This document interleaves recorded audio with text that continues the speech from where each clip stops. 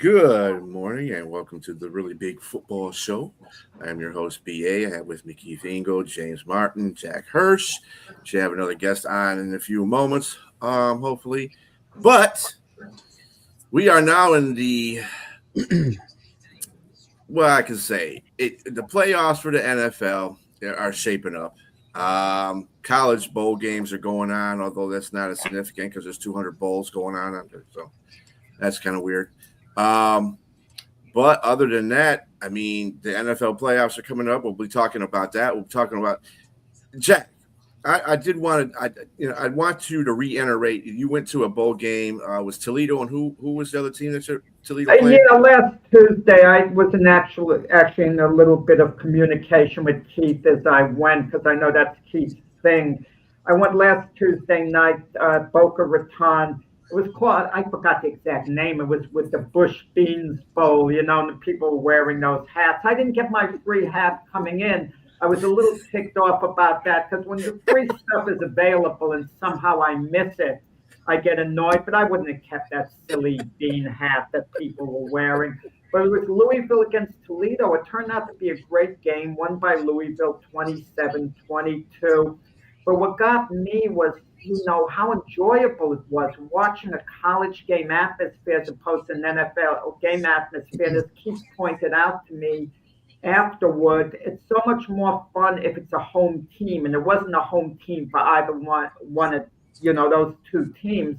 It was fun. But it also reminded me of why I like the NFL more, guys. The college games drag on too long. As great a game as it was, I don't like a 2:00 game ending at 6:00. I just don't. It's a little too long. At least the NFL goes maybe 3 hours and 10 minutes or whatever. But this was closer to 4 hours. And that's typical of college football. They drag things out. But I had a blast. And next year, they usually play at Miami's Hard Rock Stadium, a playoff game. The goal is to go there. But instead of a $60 seat, I'm going to have to spend about $350, $400 to sit in the boondocks. But, I'm prepared to do that. Start a GoFundMe now. You'll be all set. Yeah. Right. Well, I'm going to bet on the game. I'm going to bet with Frank Laterzo, and that's going to pay for my ticket. There you go. Bring Frank with you. That's what probably plays into the time in regards to college is the first down rule. The clock stops every time you get a first down. It's the eternal reviews, though. They review freaking everything in college football. It seems there's a targeting review on every series, and they have stoppages right and left. I like the fact I don't want them to do away with that first down rule because that's a big factor at the end of games. It does slow it down. I agree, James, but yeah. Or maybe they do it later. You only do it inside 2 minutes or something, but it's more the stoppages for the reviews and that type of thing. It's crazy. That too, yeah. So on the big slate of, I know we had 2 NFL playoff games going on too yesterday, but did anybody catch any of the bowl games? I know, James, you said you missed your LSU bowl game, but I think that's probably I'm kind of glad I missed that. Yeah, I was gonna say. It's funny. I used to love bowl season, and the week between New Year's and Christmas, all the bowl games felt like they had some excitement to them. I bet I have not watched one whole game. I've watched maybe an hour of games in total so far. The matchups don't seem to intrigue me. You tune in, you don't know who's playing because there's so many kids that have opted out. Coaches aren't there. Like I said, the matchups aren't that great, and there's so much focus on the playoff that the bowl system's in a lot of trouble. No, Keith, I got a little educated going to the game last Tuesday. I look at it a little differently now. I was sitting behind the Toledo bench, and you see all the people from Toledo who traveled to the game, what it meant to the college kids, the staff, the program. It means so much to the people there. It means nothing to us. Okay, but it means so much to them. So all these individual bowl games, the idea that they get to travel, be part of an event, it's really important to them. And it actually is part of the educational process of going on a trip like that. We're looking at it like sports fans in a sense, like looking at the playoff picture. I look at it a little differently now. There's great value for the programs themselves because they get to keep practicing until those games are concluded. So that's a good thing. Yeah, but how would you feel if you're Clemson and Penn State and got sent to 5-degree New York City with 10 inches of snow the night before the game? You could always say you played at Yankee Stadium. No, that's a big thing. Watching Army in Connecticut, that's Fenway Park and freezing weather. But it's an experience once you get through with the game. It's agony to play the game, but it's the experience of a lifetime. I'm going to have to disagree, Jack. I'm on the side with Keith here. Now he agreed with me, so you disagree. I usually don't disagree with Rick, but I'm going to say that I agree with Keith. I mean, it's just it doesn't have the same meaning. Players aren't playing anymore. The coaches are leaving a lot sooner, and it's oversaturated. I mean, a Pop-Tart bowl, a Duke's Mayo bowl. I mean, the Bush baked beans. You just went to that one. I mean, I'm surprised you didn't get a free bowl of beans to go with that. James, I'm a pretty old guy, but when I went to Brooklyn College, I didn't play college football. I remember bowl games were not plentiful, and they had a thing called the Cocoa Bowl, and it created some excitement for the kids on the team and the school and all. Let's not look at it from our perspective. We couldn't care less, about all these bowl games. But for anyone who's playing in it, I mean, it's a big thing. I suppose. And there's some guys who do get a chance to play because other guys have left. So I suppose there's that. But to me as a fan, and I am speaking as a fan only, I've lost interest in these games. And I used to have great interest. The week between Christmas and New Year's, every night you'd be watching a game. And you've had some kind of rooting interest, whether it was a wager. How can I wager when I don't even know who the players are going to be playing that day? There's anybody who's betting on these games is absolutely nuts.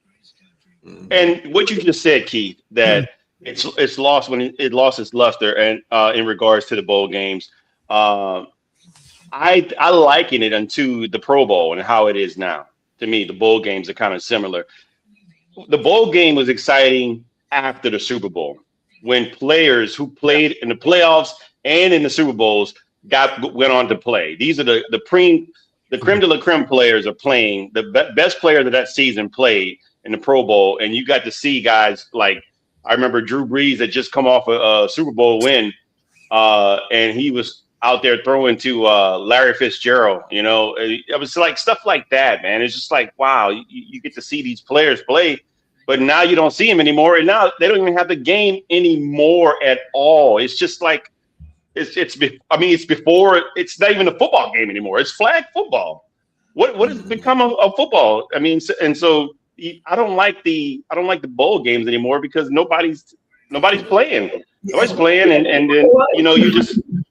you're filling up TV time. You don't have to watch it. We have so many cable channels now. It's all over. Look. During the regular season, when it means a lot, every channel seems to have a game on. You can watch the highest profile game. You can watch Ohio State play Michigan, or you could turn and you can watch, no offense, Keith, Albany play, whoever upstate. I don't take offense to that. At the same time. To Jack's point, there is meaning for the programs, but the problem is these bowls won't survive without television. And I can tell you, there may be games on, Jack, but there's nobody watching them. There's nobody at the games. You showed me a picture, and I made a joke to Jack. I said it looks like Jack and all his closest friends were at the game because the stands are pretty empty. I mean, I bought a $60 ticket. I should have bought a $30 ticket. I could have sat in the same way at Yankee Stadium yesterday. All these bowl games are like half full. At the end of the day, ratings matter, and bottom line is money. They need and I just want to point out the first Super Bowl ever played, the stadium was half empty in Los Angeles. Oh, Packers and the Chiefs. That's a really but that was like a first of an anomaly. So you're taking college bowl games now that have been around for the last 50, 70 years. It was also add on to that. Nobody wants to. There was also 60,000 people, by the way, Jack, because the Coliseum holds about 120, doesn't it? I mean, so there was a lot of people. No, there weren't 60,000. We got to look that up. My guess was they had about 35,000 there. Well, to turn your argument against off the top of my head, I'm taking a guess. But to use your argument against you, these bowl games used to sell out. There used to be people at them. There aren't anymore. So we're going. There's so many more bowl games. There's so many more. That's why. That's the point. That's the point. But it's how you manage it. The game I went to, if they put it on in Boca Raton the night before the playoff that are coming to Miami, New Year's Day, the night before or the afternoon before, people would be in town looking for something to do. People were going to the college playoff game, and it wouldn't be that far away. And I'm sure a lot of them would have caught the other bowl game just for something to do. No, they'll be home watching the Miami Ohio State game. That's where they'll be. They won't be a Boca Raton Bowl. I have a suggestion. You guys tell me if I'm right or wrong about this. Why not just take these smaller teams exactly. Wow. These smaller teams are teams that didn't make significant bowls. Put them in like a NIT tournament. I mean, a lighter tournament or several and just, because it would be more fun to watch. And, I think it'd be more competitive to see something like that. Sure, definitely. I like that idea, James. If we got to do it, if we got to give these teams a chance to play, which I'm fine with, do something that creates some interest. I like that. Let's do something different. Well, let me do a quick rundown of Saturday's bowl games and scores real quick here. In the Military Bowl, East Carolina beat Pittsburgh 23-17. In the Pinstripe Bowl, which you guys just mentioned, Clemson lost to Penn State 22-10. In the Fenway Bowl, what is it? Every park's going to have a football game in it now. Army 41, UConn 16. Did you watch this game, Keith? You said you might check this one out. The BYU at Georgia Tech. I watched a little bit of that. That was actually a pretty good game last night. BYU. Georgia Tech had their way in the first half. BYU had their way in the second half. It was an interesting game. I didn't watch all of it. I was kind of checking in and out of it. I was watching the NFL, but that so far was the most interesting game and most interesting matchup I've seen so far. Let me just ask Keith, but I just backtrack one quick second. The Connecticut game, Connecticut had an interim coach for one game. What's the deal there? And they got blown out. He didn't do himself any favors. Jim Mora took a new job. That's why. Right. But the interim coach, is he going to be hired full time? Did that one game make a difference to lose that badly? Yeah, he's not getting the job. Let's put it that way. They're looking at bigger names there at UConn. They want to continue to build on the success of Jim Mora. And Jim Mora did have some success at UConn, relatively speaking. They don't want to. They're not going to take a step backwards with an assistant here. I don't think. So did you guys talk about Kyle? Did y'all talk about Kyle Whittingham Friday? Well, he hadn't signed yet. No, he had not signed yet, so we hadn't had a chance. That's a great hire, by the way. Great hire. Okay. Yeah. I was wondering, man, would nobody mention this? That's a big story. Yeah, that's a good hire. Now we just need to get rid of the AD. We get rid of the AD, we'll be fine. It's a little odd. Jack and I think have touched on this. It's a little odd for the AD to still be there and be part of the new coach. But Kyle Whittingham is about his. These words will come back to bite me. There's not a guy more squeaky clean in college football than Kyle Whittingham, and they need to clean up that program before they need to worry about winning. Both matter, but the AD's got to go for sure. I agree. Well, the AD might not have any authority anymore because I don't think Kyle Whittingham comes there and has to work under the AD. He probably has an understanding that he's in charge and he's untouchable as far as the AD goes. I'm sure he wants to clean house of anything he sees a problem, for sure. And You like to hire Brian as a Michigan guy?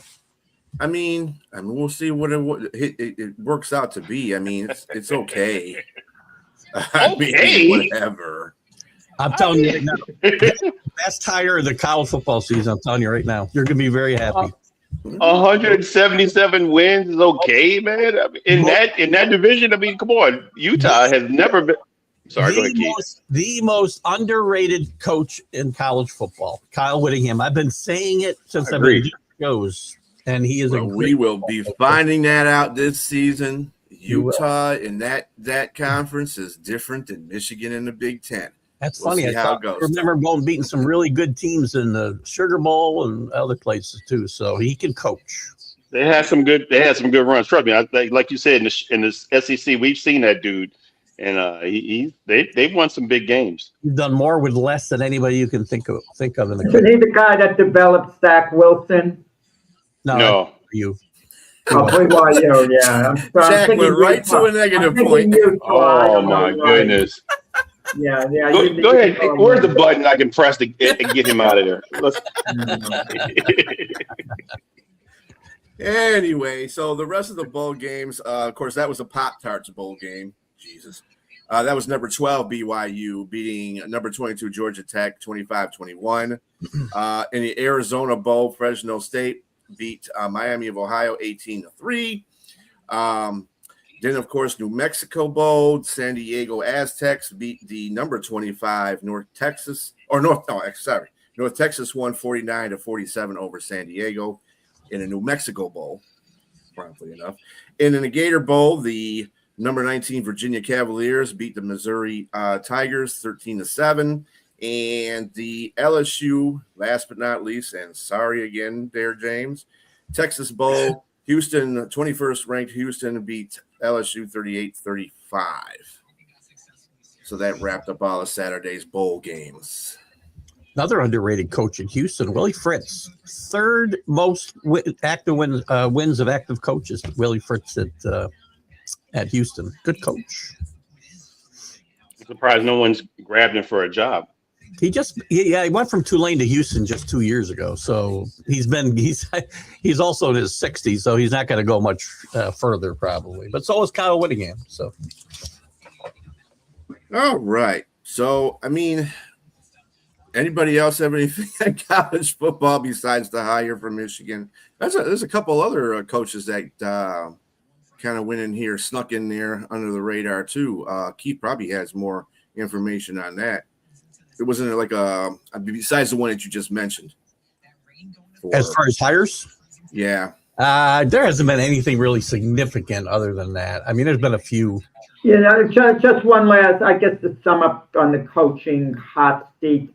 Wasn't Dabo Swinney rumored to be likely on the hot seat early in the season, and that seemed to have passed?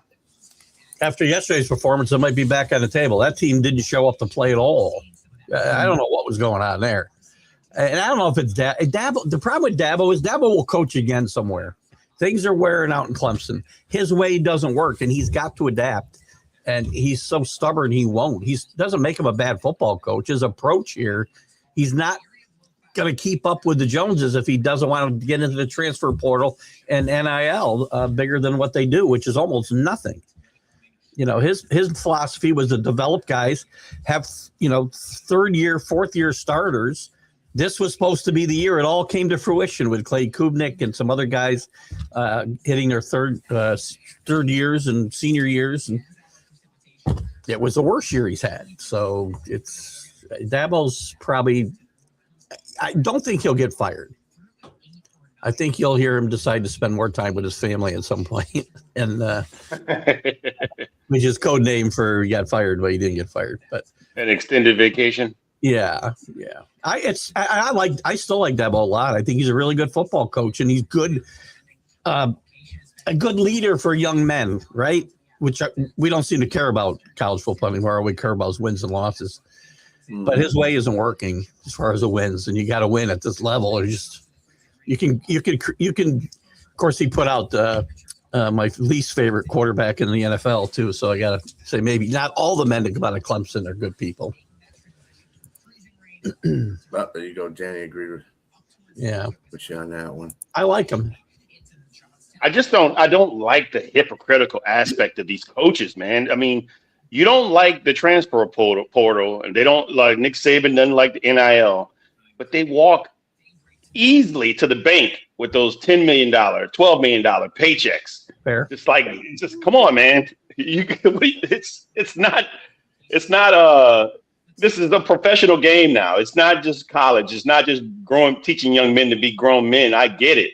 But you got to be fair. You got to pay these guys, and like you said, to compete, you got to be able to use the transfer portal. It's there for you. It's a free agency, pretty much. That's what it is.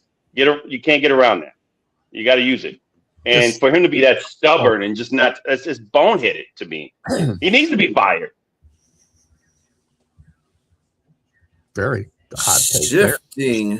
Shifting onto the NFL playoffs. We had 5 games played already so far for this week. Started Thursday, Christmas Day. Hate Christmas games. And we had 4 teams. 3 teams that basically, one team actually had playoff implications. Denver had to keep winning, by the way, to make sure they can hold on to the number 1 spot. Dallas and Washington, nothing there because fighting for draft picks. And Dallas won that game 30-23 over Washington. That was the first game of the day. Then Detroit went to Minnesota and laid an egg, trying to get in the playoffs. They lost 23-10. Denver Broncos went to the Kansas City Chiefs. Kansas City Chiefs, they played, with a third-string quarterback, they played pretty good. I'll tell you that much. But Denver was the defense played well. The defense played really, really well. I want to thank the offense for not showing up at all. Jesus God, that kid 1 yard. Their third string has been on the Chiefs for a while, so he's not new.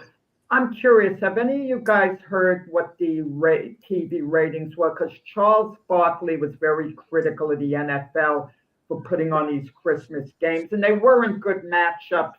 Coincidentally, they could have been. When the NFL made the matchups, they were great matchups, but as the season unfolded, the games, for the most part, were meaningless. Even the Lion game, the Lions are basically out of it. Chiefs, Broncos, it was meaningless. Basically, etc. But I'm curious how the NBA, who put on 5 great games, one after the other, how the ratings fared against the NFL. It's Netflix. I don't know if we'll really get the same kind of report that we would get from the network. So I can't believe it's going to be all that great, quite frankly. But and I don't like the Netflix production, quite frankly. I don't think it's up to snuff and it's too much. They're tying into WWE and all. I don't need all that. Just give me football. Let me tell you about Netflix, what drives me crazy. If you stop the game for 1 second, you don't leave the TV running or whatever, and then you want to hit resume play and get it live, you have a battle on your hands to get to the game live because it picks up from when you went off, and that may have been 10 minutes ago, and it drives me crazy. I don't know whether you guys experience that. Yes, very much so. Very annoying. I think the situation here is the ratings would have been a lot better had these supposedly marquee teams like the Lions, the Vikings, the Broncos, the Chiefs, had they been better this year. Had they been a lot better this year, I think they probably would have really challenged the NBA games, Christmas games, because they just weren't good. They just teams obviously no Patrick Mahomes, no show.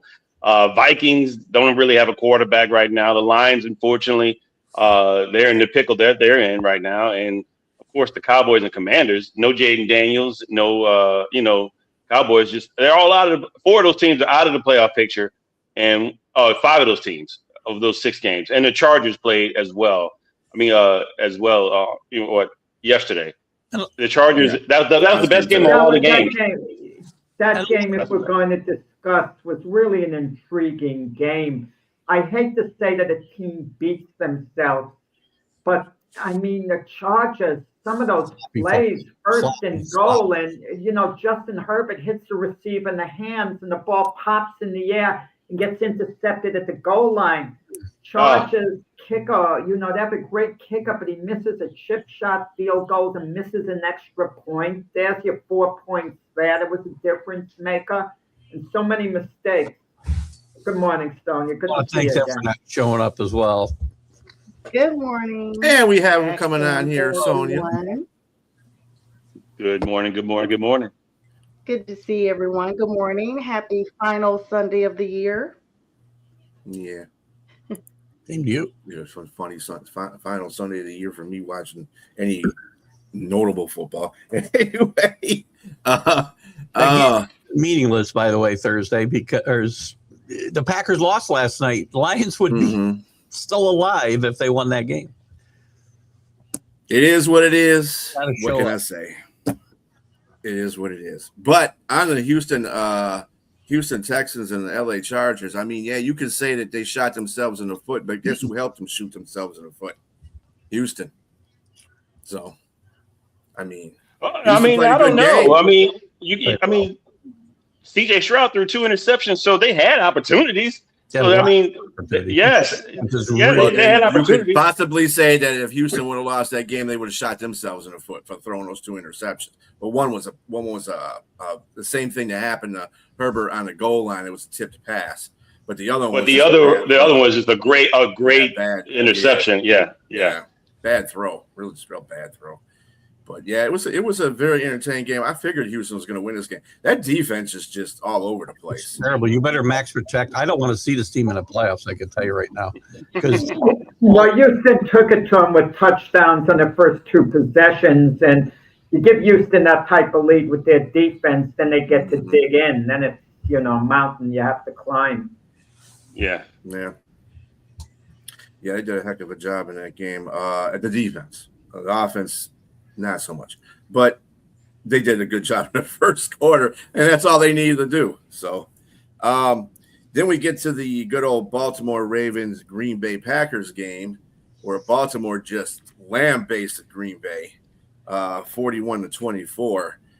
Derrick Henry, that dude, that's the Derrick Henry I want to see on a Ravens. I want to see that guy. If it takes Lamar Jackson to be out the game so he can be Derrick Henry, then Lamar sit down for a while, because obviously John Harbaugh doesn't have any faith in him. He will sit down, so you don't have to worry about him. How many times is he missing big games? Got back spasms? Lamar Jackson doesn't play in a game that means everything to this team staying alive in the playoffs. He doesn't find a way to get on the field. You don't know how he's feeling, Keith. Come on. Lamar Jackson's a competitor, 2-time MVP. Could have been a 3-time MVP. He's a great player. Come on. Yesterday morning, I heard some stuff. I went and did some research on some articles out of Baltimore. They are sick and tired of Lamar Jackson sitting out with a cold, with the flu, with a bad back, when other players would have been playing and other guys on that team are going out and playing him. Harbaugh's tired of him. And from what I understand from everything I read yesterday, and I must have read 10 different articles, they're going to make a decision at the end of the year. And either Harbaugh's gone or the quarterback's gone. And they cannot coexist any longer. Well, my Jets have enough first-round draft choices. I'm willing to get on the phone. You think Tom Brady sits out back spasms yesterday? No freaking way. I know I keep going back to the same guy, but you got to compare these guys to the real competitors. The real competitors don't miss as many games when they're hurt, not injured. There's a big difference between hurt and injured, and he doesn't play. We don't hear that about Joe Burrow, but so why are we hearing it about Lamar Jackson? I heard Joe Burrow's injuries actually legitimate, either breaks, tears, or something that you can't play with. You can't come out in a wheelchair and roll around and throw throw a pass 40 yards down the field. And look, I am the biggest Lamar Jackson supporter, and I heard some things that Chris Broussard on ESPN or whatever, or Fox, excuse me, say that the guy that wrote that article is legitimate. Yep. And he's been around for like 25, 30 years or so with Baltimore, and has some incredible sources, supposedly. Great. But with that said, they say some things that Chris Broussard also, that I agree with him, that makes sense. I mean, if you're not if you're getting injuries like this, you're not practicing or going into the weight room. There's things that you can do. Like you said, Tom Brady was not a crybaby. Tom Brady with the Big 12, his thing, he after he got hurt, that knee injury, man, he did a Michael Jordan, man. Michael Jordan with the Jordan rules. I mean, that's the thing. Great players figure out a way to continue and be even better than what they are. Kobe Bryant. It's just you can't, with the black mamba mentality. You just can't just go off your talent. That's what he was saying. That he's just playing off. It's only so far you can play off your talent. It's only so far you can just play off your talent. You got to figure out a way to expound and be even better when the crap hits the fan. And it ain't crap what I'm saying. And so I would just say that this is a situation, and I agree also with Chris Broussard that they're not going to get rid of the quarterback. They're going to keep the quarterback. If one has to go, John Harbaugh is probably going to be the one to leave the building. I agree. Probably. I think we're looking at the end of like a shocking era here to even think that either one of them would not be in Baltimore. It's literally just unfathomable to think about the end of either one of them. And like you guys are saying, they're not going to get rid of the quarterback. We know the power the quarterback has and has had throughout the game with several different teams. We've seen it with Aaron Rodgers. And this is just a similar situation, but in Baltimore. But it's still just unthinkable that the legacy that Harbaugh has had with the Ravens, that either one of them would be gone. That's just my opinion about that. By the way, Billy Pulver, he's the crybaby. So tired to see John Harbaugh crying on the sideline about every call. Great coach. Great coach. Let's put into perspective what Derrick Henry did last night. He ran for 216 yards, 4 touchdowns. He moved past. Who did he move past? Tony Dorsett. Tony Dorsett, and on the rushing total record. So and then John Harbaugh, after the game, when they asked him about his performances, it's one of the greatest performances I've ever seen. Well, yeah, because you don't hardly ever run them, dummy. Yeah. Where was the series last week? Yeah, so exactly. He's moved past Tony Dorsett with 12,892 yards in 10th place. So not only that, he's got 7 200-yard games. He's moved past O.J. Simpson and Adrian Peterson for that many in NFL history with 7 200-yard games. And he's also, 30? He's got 122 career rushing TDs, and he's just moved ahead of Adrian Peterson with that. And that being said, he's 31 years old. He's got 287 carries, 1,469 yards. He's 3rd place right now in the league, and he's got 16 TDs. He's 2nd place in that, and he's averaging 5.1 yards a clip at 31. So kudos to you, Derrick Henry. Again, they weren't afraid to give him 36 carries in the game, 200 yards, 216 yards, 6.0 a clip. So yeah, they need to do that. And what they need the Steelers to lose so that they can face off the last game for the rights of the AFC North. Yeah, guys, I think of this fact that a couple of years ago when Derrick Henry. What? A couple of years ago when Derrick Henry and Saquon Barkley. Okay, you can talk, Sonja. I'll turn it over to you. No, I think she's lagging. She's lagging a little bit. Yeah, that's why she keeps popping in. A couple of years ago when Saquon Barkley and Derrick Henry were free agents, consider this. You could have signed them both but less than what an elite wide receiver was getting. Could you imagine a team was creative? Because I know I would have done it. I would have signed them both. Can you imagine having them both in your backfield now, as opposed to just one big name wide receiver? It's insane. Now we see the value of running backs. It's criminal that they get paid so much less than other positions. But I think what goes around comes around, or whatever, and that's going to change in the coming years.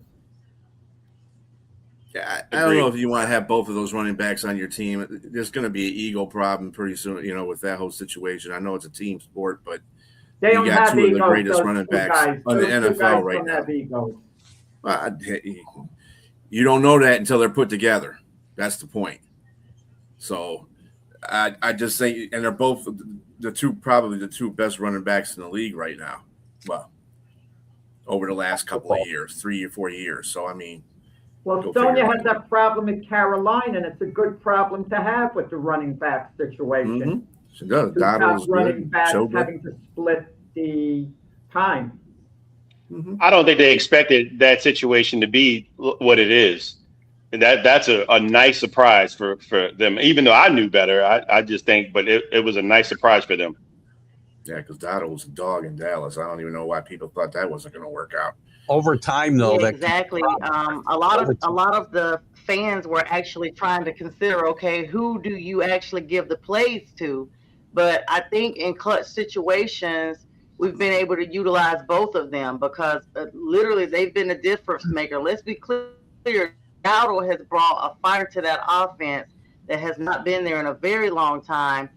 Talk about a difference maker. And I feel like in situations where Dowdle has had to come out because, we've seen him play through injuries like a lot of players this time of the season, but he's had some injuries early on that they've had to utilize Hubbard just in a couple of situations. And then there was times that both of them, I don't know how they made these plays. Both of them were out there at similar times. So I didn't even know that was possible, but Carolina's finding ways to get it done. And I think we should actually keep both of them, at least as long as they're healthy. We know the shelf life on running backs is short as is. And as long as both of them can be utilized to the advantage of the Panthers, I say keep them, go for it. They're not competitive at all. Mm-hmm. To Danny's comment, it's 1970, not against each other. Like a totally different world to 1972 in the NFL. Exactly. Bob Greasy would throw the ball 7 times a game sometimes. Yeah, I forgot about it, Danny. Mm-hmm.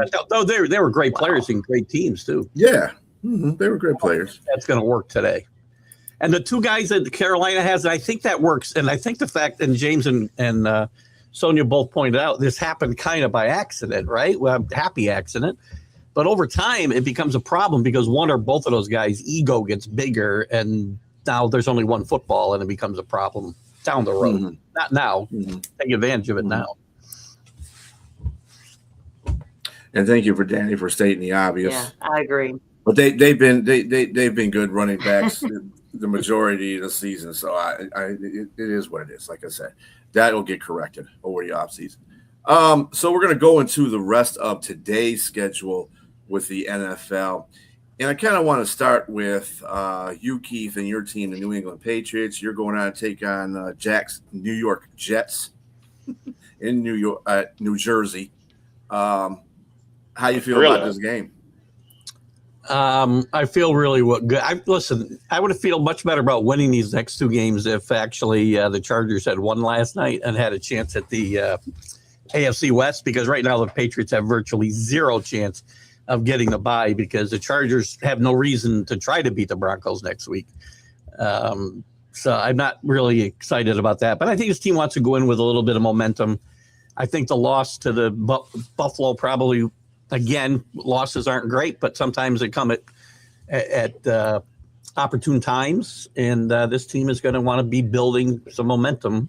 That's a real thing, Jack. Danny's on one this morning. Danny's. Sometimes it's better not to have all this so-called momentum. It's better, to take a little step back and just reset because your position is secure, like the Patriots going into the playoffs. No, they'll win today. They're not going to lose to the Jets. They hardly ever lose to the Jets, even when the Jets are good. So this should be an easy win. Next week, we're going to play. Damn. We got to say that, Jack. Today may be the only day I really solidly wish that the Patriots would fall today. I just wish they would. Well, Sonja, the Patriots do have 5 starters So sick out. of them. And they can't be overly motivated. But if you're a Jets fan, which I am, you don't mind losing that much. I hate to say it because of the draft position. I mean, let's say the Jets upset the Patriots today. What's it going to mean? I mean, the Jets have 3 wins on the season. They can max out at 5 wins. What are they going to be, 4-13? If they win today, they're going to lose next week to Buffalo in all probability. So, and it's, the draft position, basically. That's what we're looking at. I mean, that's what makes the game we're going to talk about later, the Raider-Giant game, intriguing. Sounds like they're going to be in position for the number 1 pick, whoever loses. The Tank Bowl, yes. That's the Tank Bowl. Yeah, and we'll talk about the draft maybe a little later, time permitting. But Patriots should win on talent alone. Are they really going to lose to, Brandon Cook? I mean, come on. Those 5 injuries matter somewhere. They're not going to matter today. This is the game that the Jets can hide their tanking. They can look like they're just the worst team. They're the bad team. You can hide. Come on, Jack. No. If the Jet defense shows up, they're capable of keeping New England in check. Not enough to quite win the game, but not to let it get out of hand. But the Patriots should win. You are very smart, man. No moral victories, Jack. Jack, you are a very intelligent man. Why do you keep limiting your words to if? You always say if. I don't want it. The NFL crazy upset take place. I mean, it wouldn't be crazy at this point in the year because the game. The Patriots can't be up for this game. There's no bulletin board material. Nothing to motivate them. Last week, you said the same thing last week. I said that Mike Vrabel will have this team ready to play every single week. He will. Well, that was a big game against the Ravens. That was a big game. You told me last week a big game. You told me last week they wouldn't be motivated for that game. And I told you you're missing the whole point of what Mike Vrabel's brought to that organization. He's a hater. You're still missing. He hates Mike Vrabel. I don't know what. How am I a hater? New England should win the game something like 30-13, but it's not crazy. Motivatedly. That the Jets, keep the score down, keep it very competitive. If their defense shows up, Stop saying have a hard time scoring. If your defense is not going to show up because they went to Indianapolis and Dallas. So Jack, what you're saying is the Jets are going to lose the game. New England 30, the Jets 13, but I think it'll be a case of New England pulling away at the end. I think it is going to be a close game most of the way, and then New England pulls ahead at the end and wins with room to spare. Oh, Lord. Yeah, okay. 40-3. Right. You don't even have to ask me any questions. This is his last shred of hope, guys. It's literally like he has 2 weeks. Just let him have it. It's 2 weeks left before they go on to the draft. This is like a repeat record at this point with Jack. He's holding on to like literally a thread at this point. And I mean a spider web of a thread. That's even thinner than a thread. That's what he's holding on. Well, this is worse than I thought. I thought the Jets would go 7-10 this year. So this year has been a lot worse. Well, I thought they'd have a losing record, but not to this point. They've been worse. That's a fan in you, Jack. Believe me, They've been worse than I thought. Yeah, that's a fan in you, Jack. And I since James said go ahead and just not 43. I'm going to do the same thing and say, I think New England's got this game all the way. What sayest you, Sonja?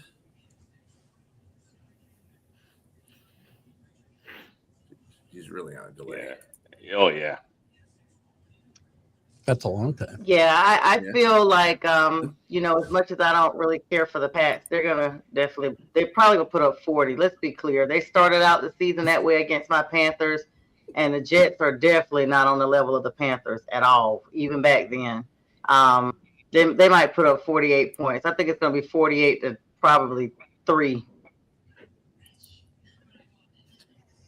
I mean, feel the Jets bad about could the go later through pick I have here. a cataclysm of things that went wrong this year. I mean, not that anybody expected the Jets to be winning that division even finish. I'm going to jump on another device, guys, because I'm still lagging really bad. I'll be right back.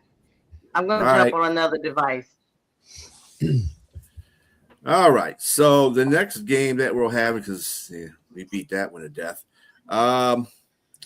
Let's see here. Let's go with the Jacksonville Jaguars versus the Indianapolis Colts. Indianapolis has already been eliminated. Can't we pick the Carolina game while Sonja's gone? Because she just picked the Patriots, and I feel bad about my pick now.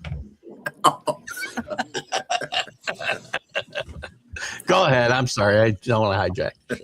You're good. So, well, hey, I was going to do that with you on there and her on there just to see her reaction.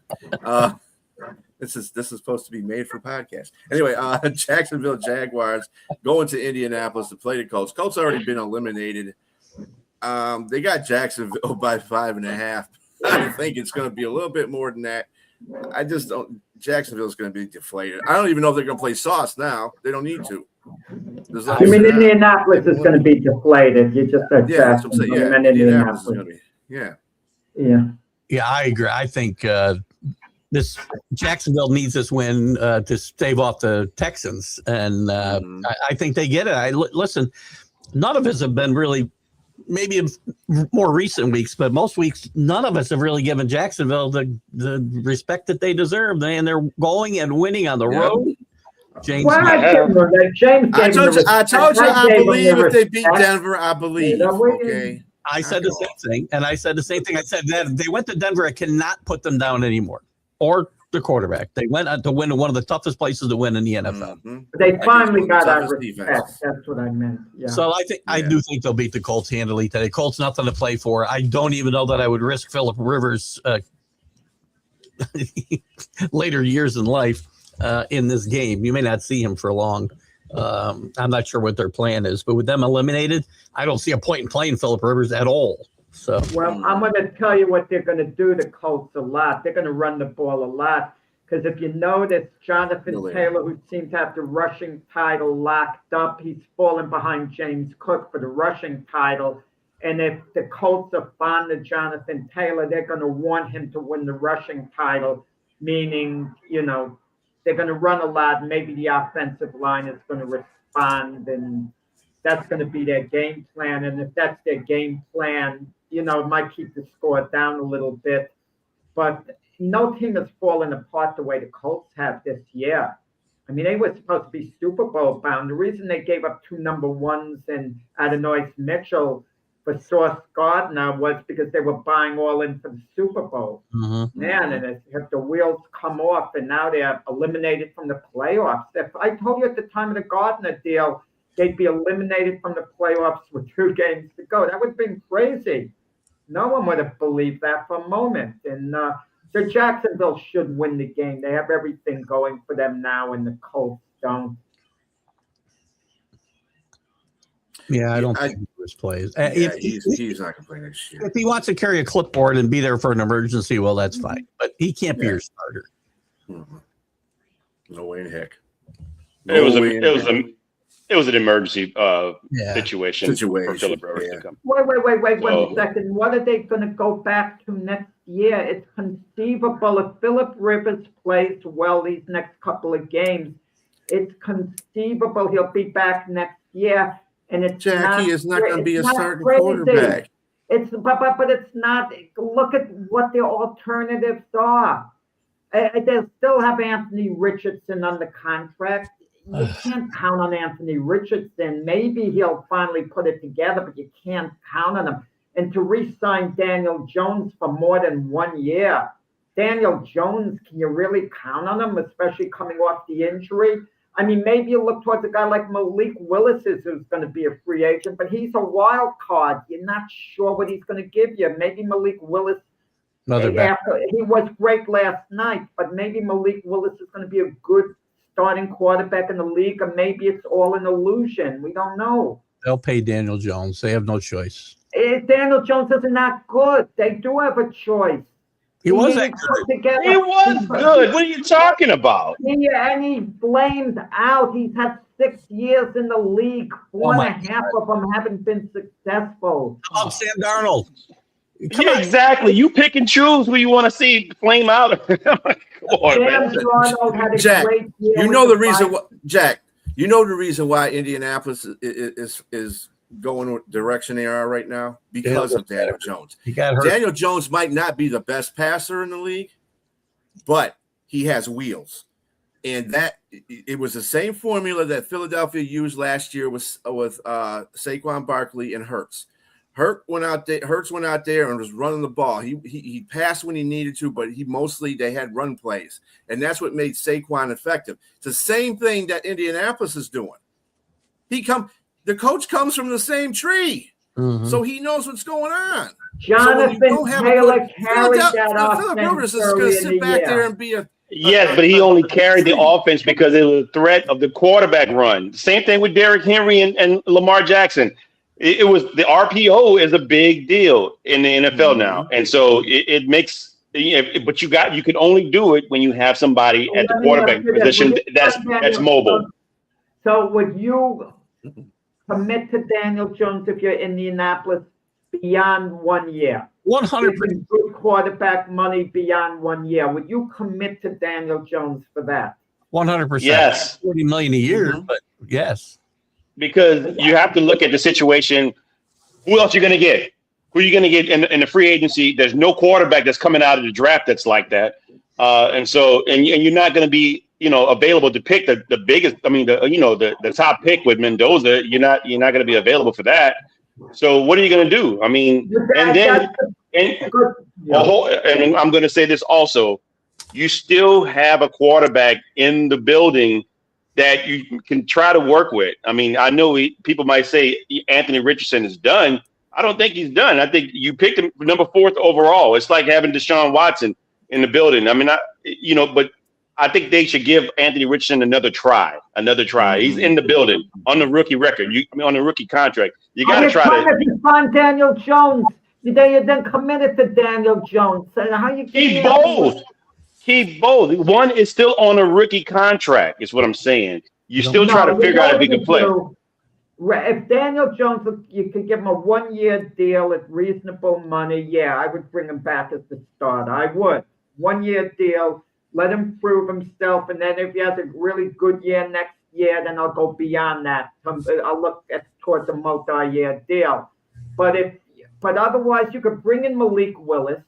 You have him and Anthony Richardson, and see between the two of them how it works out going forward. Daniel Jones has not accomplished anything substantial in the league. His best play was early in the year. They won a few games. The Colts. Danny just said everything that was true. Oh my God! The last month shows you how valuable Daniel Jones is to this team, and how and you're right about Jonathan Taylor. He had before he got injured. He wasn't playing well. Suddenly, he wasn't playing well. Jones from not true. Not true. He did. I'm sorry, Keith. He had a fibula break. I mean, not break, but like a fracture. All right. We give Daniel Jones a break, but we get on Lamar Jackson. Come on. No. I mean, look, it's a different thing when you have a player that's been playing at an MVP level, but hasn't expounded upon what he's done, up to that point. We're talking about a guy, Daniel Jones, that wasn't great in New York, but found new life in Indianapolis. Things were working for him. No one's saying Daniel Jones was the next second coming of Lamar Jackson. We're saying that it was working. What Danny said, the evidence showed that it was working with that running back, with those receivers, with that offensive line. It was working. Things started to fall off when he got hurt. And then when he finally got hurt to where he couldn't play anymore, because again, He got hurt. He couldn't run anymore, but he could still throw the ball. But that changed the game because that's what allowed freedom for Jonathan Taylor to be who he is. But when you put 8 in the box because you know the quarterback can't run anywhere, you know you can stop the running game so you can stop their offense altogether. That's just what they're saying. That's all they're saying. Same formula. Again, it's the same formula that Philadelphia used last year. Same formula. Same formula that Baltimore always uses. It's the same formula. So when you lose that type of a quarterback, that's what happens. Phillip Rivers is not going to be out there running. No. Maybe you throw a donut out there, he might. Oh, Pay me for that donut. Y'all gonna leave Phil Up Rivers is what his name is. Right. rolling on So the river. is anybody picking Indianapolis in this game? No. No. I got the Jagoffs. Jaguars, Lord. And Robbie would be so proud for you to say that. All right. So, yeah, we got enough time. Seattle is going to Carolina to play the Panthers. Really? Enough time. Seattle, really. Seattle is favored by a touchdown. That's it. I'm giving it to Sonja because I like to see Keith's reaction. I hate to see hers to mine, actually. She was so kind to the Patriots. I was truthful. So Like, now that I have a better connection and there's no lag, yeah, we got time because I still got church, whatever. Like, no, I need the whole show. No, actually, I'm pretty realistic about this one. I'm very nervous. Let me be clear. A touchdown is. I think a touchdown is kind of like the analysts and everybody kind of taking note that Carolina has, in fact, had some very good games, that they were underdogs. I don't want people to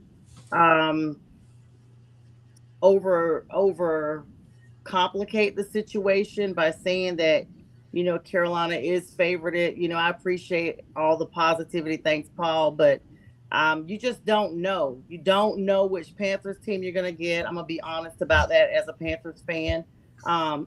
There were some games that we should have won that we did not win. Some that I won't, you know, for respect reasons. There's 2 games for a fact we should have won that we did not win, that I will say. But sitting on this side of the season, I know at the beginning of the season, you know, I'm always going to hype up the Panthers. I don't care if it's week 18 and we haven't won but one game, as witnessed 2 years ago when we only won 2. Every week I was still coming on here. Jack and Keith will tell you that was before I met you JTrain. Panthers are it every single week, and we had only won like 1 all the way through the whole season, and then finally won another one, I think, courtesy of the Falcons. And so now, sitting on this side of the team, I'm going to be honest. You know, I'm surprised. I'm pleasantly surprised that the Panthers are in playoff talks. I felt like we'd have a much better season. I did not say we would go to the playoffs. I said we'd be competitive, but here we are. We are in the driver's seat. I feel that that's cute. Thanks. I feel that with today's win, I think that the entire NFL would take note if we won today. However, there has been times we've seen Sam Darnold throw a ton of interceptions. And so I think that he's coming home today. And this is the first time that this meeting is going to count. I'm hoping for a replay of the last time we were in this position against Seattle, which was the 2015 season with Russell Wilson. And I'm hoping to get it done at home, go ahead and claim the South, get the crown. And the answer is, especially with Denver making the playoffs for the first time since 2015, I'm hoping for the same for the Carolina Panthers. This is 10 years. Get ready to be tired of me if that. Who are you picking to win this game, Sonja? My Panthers. Duh. Always. My Jack. Panthers. Come on. Oh. And I think a touchdown is generous. I think this may come down to a field goal. On all sincerity, if Bryce can manage the clock, I think JTrain, UMB, and I talked about this Friday. That's what he did with the Rams. He literally ate up the entire third quarter, 13 minutes of possession. You don't want him to score, keep him off the field. I feel like if Bryce can stay composed and just stay on the field and manage this clock, we can get it done. I think it comes down to actually 3. I don't even think 7 is going to be. I think it's going to be the very last few seconds here. What you got, Keith, before you go? Well, I have great respect for Sonja's always backing her team, as she should. Mm-hmm. Seahawks have been very, very good on the road this year. Very good. I think they lost only to the Rams, maybe on the road. I think the Panthers, well, I don't think this will impact the way they approach the game. They do know that their season is not on the line today. It's on the line next week. Seahawks have a lot more to play for today because they're out of the race for the number 1 seed if they lose today. I think the Seahawks win this game, but I think the Panthers will keep it close. But I like the Seahawks in a very, very tight game. What you got, Jack? Thank you, Keith, for your kindness. I disagree with Keith in this sense when he says it's not maybe as important a game for the Panthers as the Seahawks. If the Dolphins do upset, the Buccaneers, this is big for the Panthers because they could win the division title. And if let's say that scenario unfolded, the Dolphins did beat the Buccaneers and the Panthers lost to Seattle. Now they got to go to Tampa Bay next week with the playoffs on the line. So it's big. You try to win it when you can. But with that said, it's even though we haven't gotten to that game yet, it's unlikely, even though it's possible, that the Dolphins beat the Buccaneers. It's really unlikely. Seattle's a better team. They should win the game today. But I could see the Panthers winning it. But let's say the Panthers did win the game. It's going to be a very tough game and an emotional game if the Panthers win today because they're going to be, they would have beaten one of the better teams in the NFL the way the Seahawks have performed this year. And then they got to follow it up by going to Tampa Bay with the division title on the line. That's tough sledding to get in the playoffs. It really is. I think Seattle wins today, and it doesn't matter in that case if Seattle wins what goes on with Tampa Bay because it all comes down to next week. And I think the players know that on Carolina, that it is going to come down to next weekend in all probability. Rick, the producer, says it's time to slide there, Keith. Yeah, we're going to run. We're going to run. See you, Keith. Good luck. All right, Keith. I see you, Keith. Thank Bye. you. Good luck. By the way, let me make a point. I guess. Hey, Keith, Bye-bye. see ya. James talks about receipts, and I just want to pull out another receipt. I said the Panthers were going to go 8-9 on the season. That's what I said.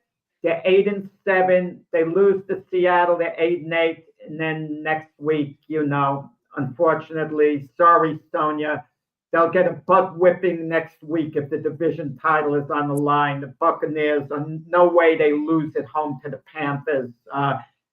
They put a butt whipping on the Panthers next week. The Panthers' best chance is today. Beat Seattle, and the Buccaneers have been reeling a little bit, and hope Miami beats Tampa Bay and you're in the playoffs, and congratulations. And next week would mean nothing at all. Well, then that kind of like negates what you said when you said today is not important because we're trying to win today, so we don't have to worry about next. Playoff wise, Yeah. if you think Tampa Bay could lose to Miami, then it's important. Yeah, of course. You get it over with. Every game is important for us going forward. Well, record-wise, it is because you want to have, even for the Lions who are 8-8, you want to have a winning record. To me, it means something. 9-8 as opposed to 8-9. But yeah, we're trying to playoffs.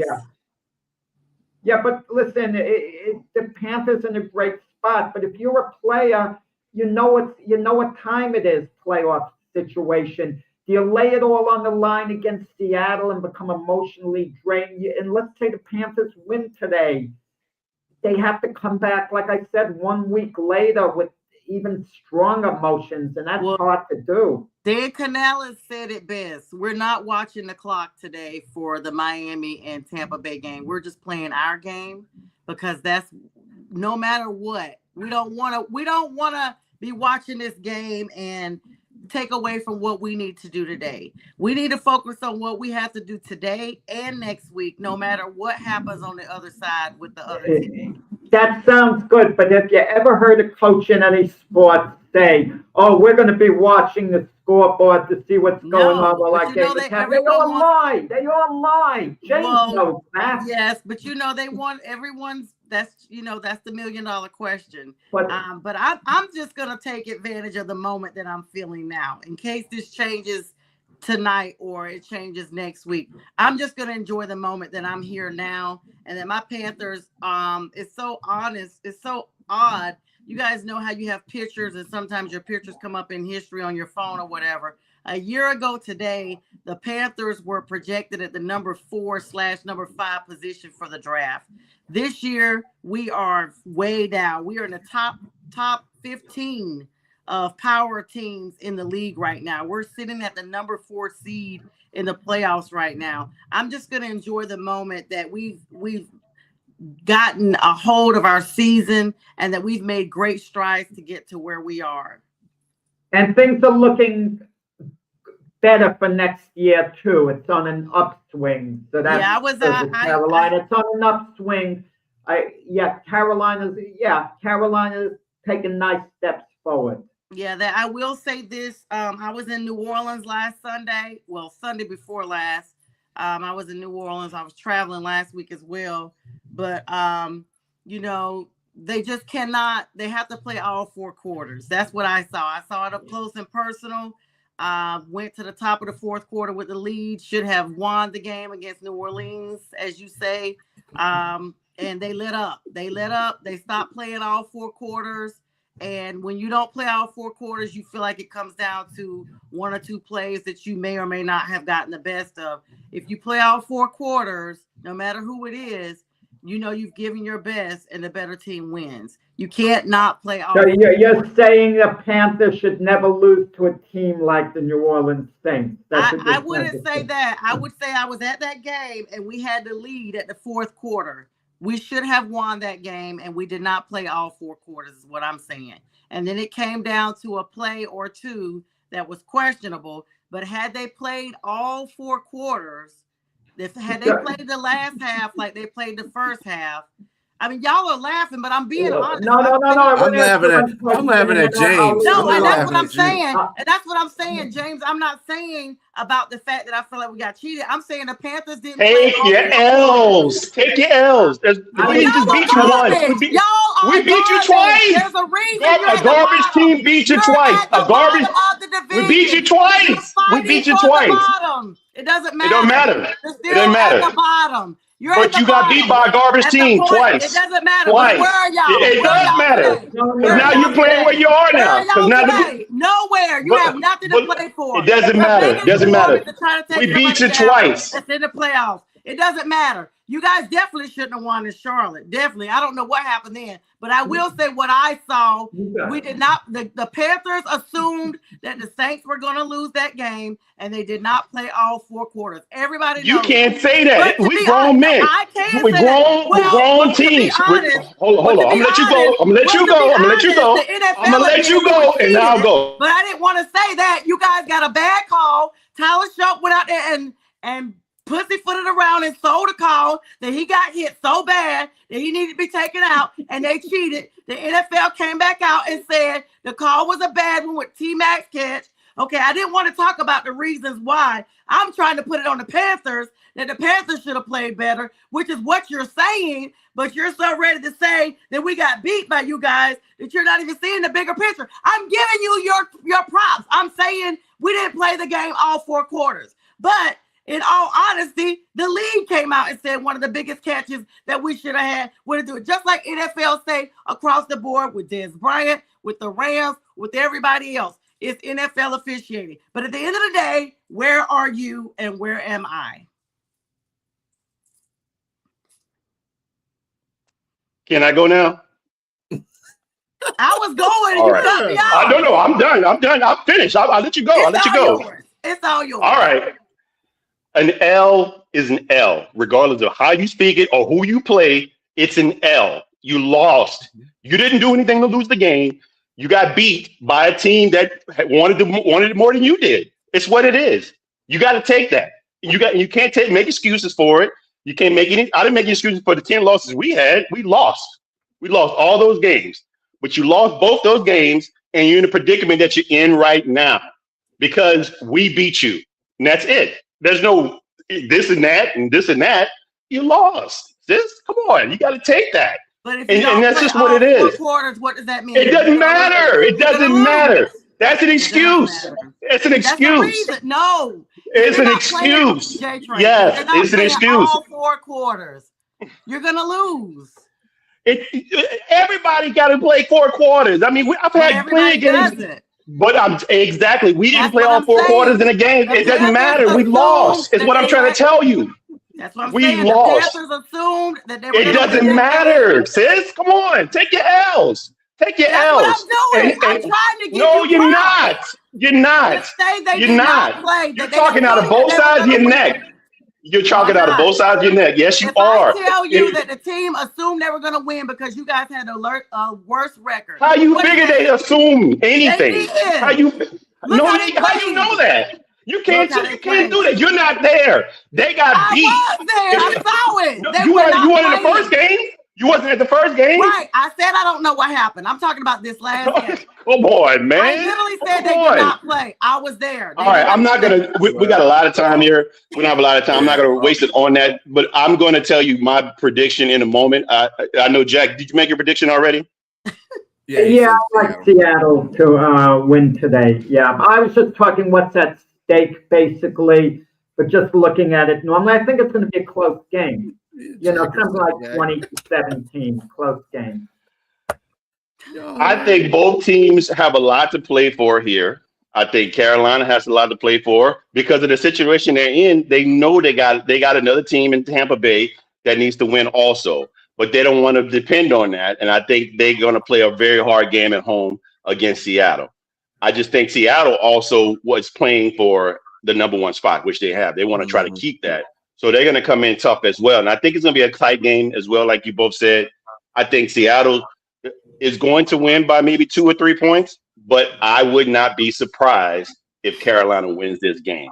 I will not be surprised because I think they played hard all year, regardless of whether wins or loss they had. They've done a lot better than what they were last year. And I think I have to give kudos to them because I wasn't expecting that, to be honest with you. And so I think that they're going to be vying for the division title, and they may get it. They may get it. I think they may go down. I don't want to go talk ahead, but I think they may get it regardless. But I think I'm going to pick Seattle by maybe 2 or 3 points in this game. Who you picking, B? I'm going to pick Seattle too. I still pick Panthers to win the division because I think they can beat Tampa Bay. Tampa Bay. Jack, I know you're trying to hold on to your Super Bowl prediction next week if the division title's on the line. Not by that Tampa Bay team today to beat Seattle and hope Miami wins. Get it over with today because if the doors open and they're going to Tampa Bay, Baker Mayfield will rally those troops. It's going to be a butt whipping next week, something like 38-17. Oh my God!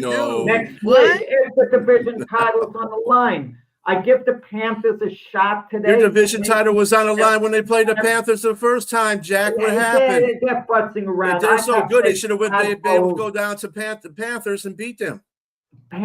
Buccaneers always win that division. I mean, Panthers not this year. Yeah, I give them credit. I like what I see from the Panthers moving forward. I really, McMillan has been an outstanding draft pick. Their running attack is great. Bryce Young is coming along well. J.C. Horn, great corner there. Their whole defense has been improving. I like what I see from the Panthers team. Just, next year, I think they're going to make some serious noise, perhaps. The only problem I got with what you're saying, Jack, is that Tampa Bay has fallen off the past few games.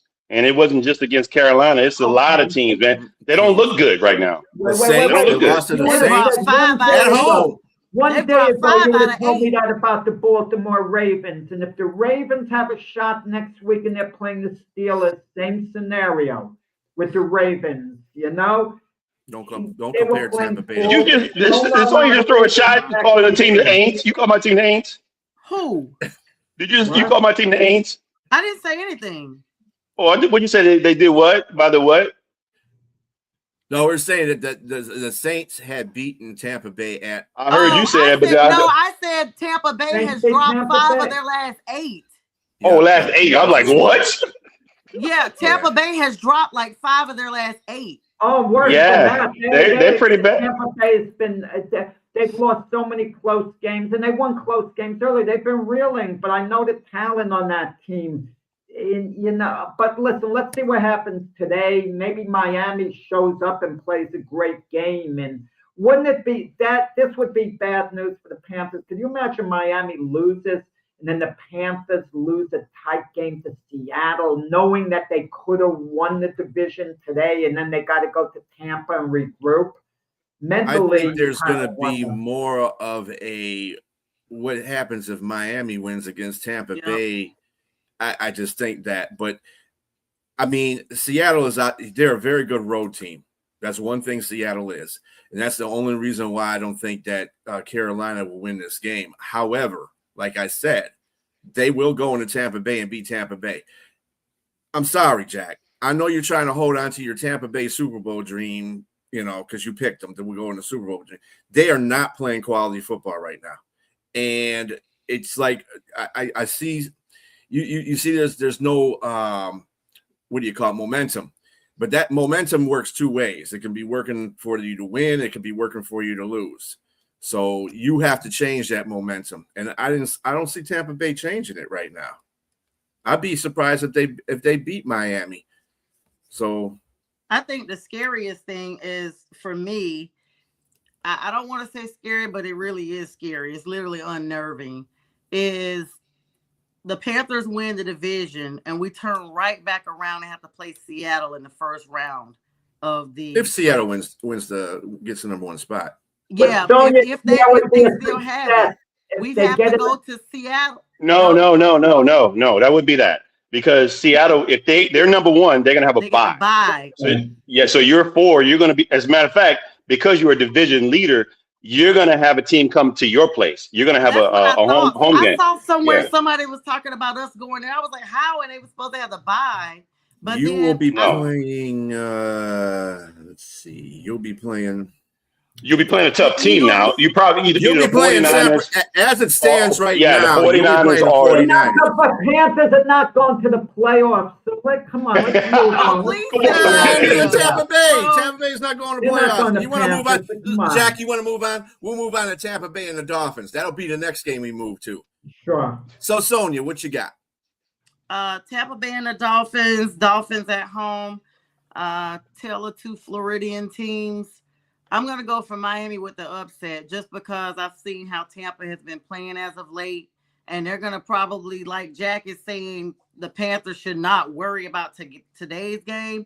I think that Tampa Bay is really trying to save up and muster their strength for next week. And so as a result, they're not going to take Miami as seriously. They're not going to remember that Miami knocked off the Bills earlier in the season, and they're going to just gaff them off. And Miami is one of those teams that has been sneaky good consistently throughout this season.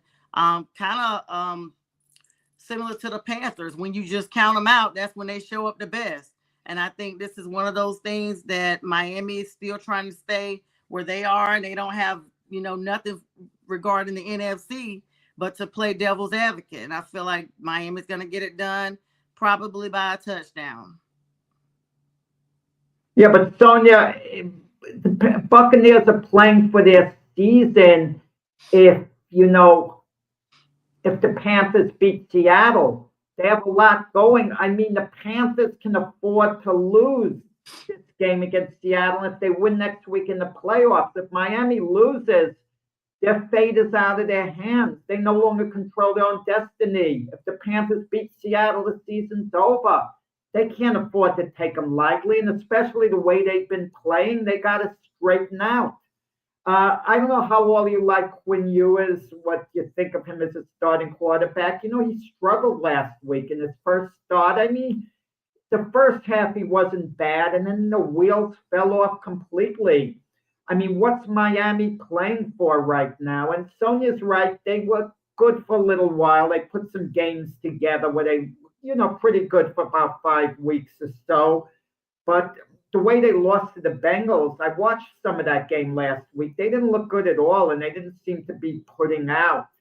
And I got to feel that Tampa Bay gets straightened out today.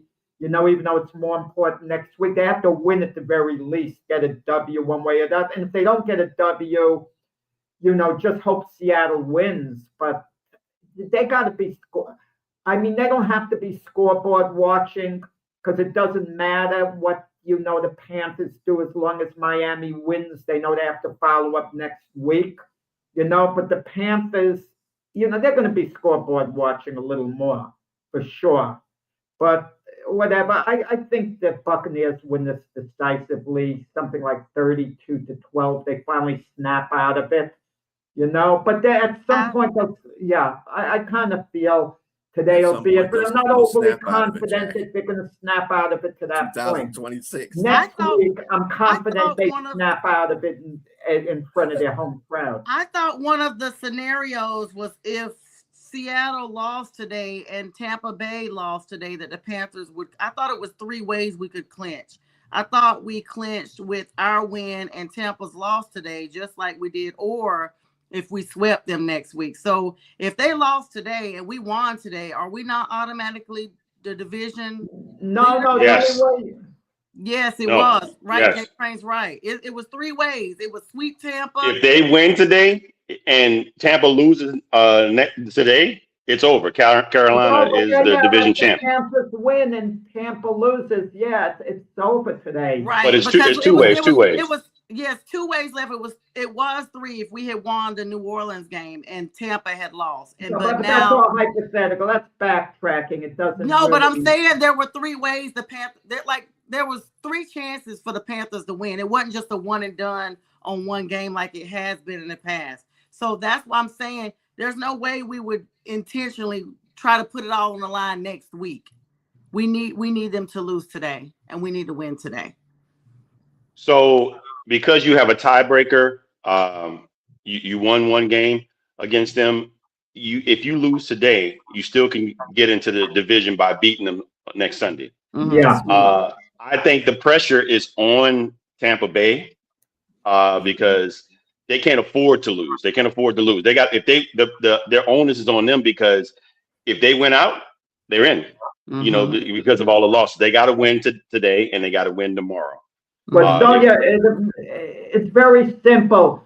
If the Panthers win next week at Tampa Bay, they win the division no matter what. It's that simple, regardless of what happens today. For the Buccaneers, the math seems pretty simple. They probably have to win the next 2 games. But as crazy as it is, the Buccaneers can lose today. But if the Panthers lose, they just have to win next week. And it's insane that the Buccaneers can go into that game conceivably with a 7-9 record and be playing for the division title. They wouldn't deserve to be in that spot. But it's happened before. The Panthers went in 2014 at 7-8-1, Jack, and it was the division winners. Yes, Seattle won their division under 500. It's the luck of the draw. Look, on the Tom Brady, they won their division, the Buccaneers, with an 8-9 record. It's the luck of the draw. But I'm going to tell you, that division is getting better. The Saints are getting, somewhat promising the way the season's coming along. The Falcons are finally maybe going to have a little bit of a breakthrough and stop having these mediocre seasons and maybe have a 10-7 season. I don't know. The Panthers, I think, are on a nice upswing. And the Buccaneers will be the team that is going to slip in a couple of years. Maybe though, but the Buccaneers are always relevant. That division might turn out to be like the Bear, Lion, Packer, Viking division in a couple of years. Yeah, I don't see what we can't even, we don't even have enough time to talk about the Falcons and all this stuff they got going. I will agree with New Orleans. The best thing they could have done was gotten Shuck there. If they had Shuck all their games, they probably would be the division leaders right now. No, yes, they would. Carried away. Yes, they would. With Tyler Shuck, how many games have they lost with Tyler Shuck? 3. He's 4 and he's 4 and 3. See what I'm saying? But I gotta kind of agree with Jack, because the games that they played, that Tyler Shuck has played, are a little bit. The season got a little bit easier in comparison to the beginning of the season, where it was a little brutal. 49ers, Bills, Seattle. It was a brutal first half of the season. So I don't know for sure if he'd won a lot of those games, especially for a rookie coming in and not knowing what to do right off the bat. But he's a little seasoned, having 7 years in. He's shown promise. He's shown promise for sure. So James, who you got for the Tampa Bay Miami game? I got Tampa Bay winning this only because the pressure's on them. I just think that they gotta win and it's going to come down to Carolina and Tampa Bay in the final game. I got Tampa Bay winning this game too, but they give them 6 points. They're not going to win this game by 6 points. Sorry, Jack. They're not going to do it, but they're going to win the game. And yeah, actually, Sonja, for your point of emphasis, I'd probably rather have Tampa Bay win this game, so that they're kind of floating a little bit when they get to home, because if they lose this game, their backs are going to be against the wall. It's like trying to capture a cat that's cornered. So you don't want to, no pun intended, literally a cat. Panthers. Yeah. So you don't want Tampa Bay in that position. So you want them to be a little bit, you'd want Tampa Bay to win this game so that they're a little bit on that little cloud there. These are the scenarios for the Panthers, by the way. First, Carolina would have to win their game against Seattle. Then they would have to need the Buccaneers to lose or tie against the Miami Dolphins. So you'd have to win your I want to get my ties. That's always long shots. Come on, bro. That's the scenario, Jack. That is the scenario, Jack. I'm just reading the scenarios. Or if the Panthers tie against the Seahawks, they would need a Buccaneers loss to the Dolphins to clinch the division. Otherwise, the division goes into week 18, which I feel that's what's going to happen. And I still think that Carolina's going to beat them. So either way, yeah. But I got Tampa winning this. So monkey. So we all know we got 7 more games to cover in 30 minutes. Yeah. And guys, I have to hop off. It's been real. No. I've got to go to church. I hope everybody has a great holiday season. And I'll be joining you guys again probably next week, the first Sunday. Yeah, Happy New Year, Sonja. Yeah, thank you guys. Happy New Year's. Thanks for having me. Yep, for sure. Have you gotta let me out, B. Have good church. Thank you. You gotta move me. Oh, I gotta move you. I can't do it here. Oh, okay, there you go. Yeah, we normally got more games to cover. I've been kind of milking. Well, the games that we're going to cover are going to be main games. So, because Pittsburgh Pittsburgh is a game that might mean something. But Arizona and Cincinnati, who you got, Jack, real quick for that one? Oh man, Arizona and Cincinnati. You got to go with Cincinnati there. Arizona is like burned out in there. You're eyeing them with the draft, their quarterback situation. We've talked about teams that could trade up. Trey McBride, the Arizona tight end, he's had a phenomenal year there, and he's slipped under the radar because of how bad Arizona's been. Marvin Harrison is back. I'm waiting for him to be a breakout star, and it's been disappointing the first couple of years. Bengals should win big. I want to see Joe Burrow's level of enthusiasm, him be happy, light it up. But I think it's going to be somewhat high scoring, something like 33-23. Bengals. Who you got, James? The Bengals, man. I pretty much everything Jack said, I agree with. The Bengals right now, I'm not the Bengals, but the Cards have been a disappointment, as well as the Bengals too. But yeah, I just think that there's enough offense there to beat up on the Cards. So maybe 24-13. Yeah, I got Cincinnati beating the Cards too, and I'm taking the points because 7-7 is, I think, too small. Cardinals just ain't. Dang, they disappointed me this year. I thought they were going to be good, but oh, God. Anyway, all right. How about the New York Giants at the Raiders? Who you got, Jack? Yeah, wow, interesting game. The Giants have an interim coach. An interim coaches always want to win because they always have this fleeting hope that they'll become the full-time coach. And if the Giants go win their last 2 games, there's always a possibility they hang on to their job. With that said, I like Max Crosby shut down by the Raiders, but I'm going to go with the Raiders in this game. I can't see Pete Carroll kind of tanking it and holding back, thinking about the number 1 draft choice. Maybe I'm wrong on that. I think the Raiders have some nice individual pieces, like Gentry, so on. I'm waiting for him to have a big game, running the ball. And, we'll see. Listen, I don't give a darn who wins the game. They're both bad, okay? I'm not going to, you can criticize me all you want. I got to make a pick. I'll go with the Raiders 28-17. Is Jackson Dart overrated? That question might start coming up. Well, he got an opportunity to win here because Brock Bowers is on IR too. So it's a tank. It's a tank. And Max Crosby. It's a tank bowl right now. And I think right now these guys, if you tell me that they're not trying to tank, and because they're both 2-13, and so somebody's got to win this game. And I think it's going to be the Giants. I think the Giants are going to win.